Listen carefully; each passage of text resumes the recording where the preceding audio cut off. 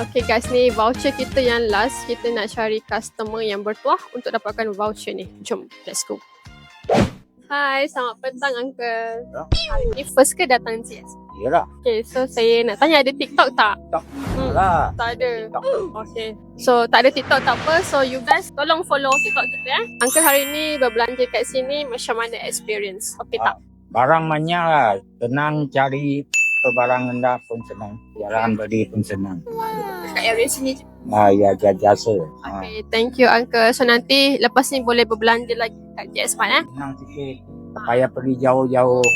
Jadi sini apa rendah, sini bagi surah. Thank you Uncle. So, untuk hari ni kita nak bagi voucher RM20. So, nanti boleh redeem dekat kaunter depan Alright, thank you Uncle. Terima kasih.